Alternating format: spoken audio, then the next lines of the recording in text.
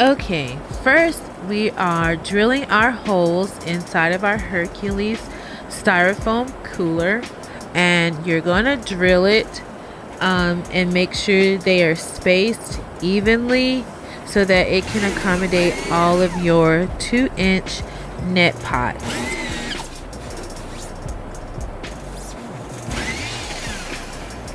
Next, we're going to mix our fertilizer.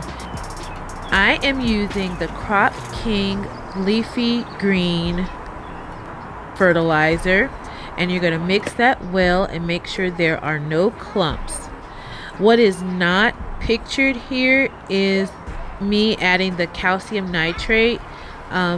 For some reason I forgot to film that part, but it's sitting right there next to what I'm doing, so you can see it there.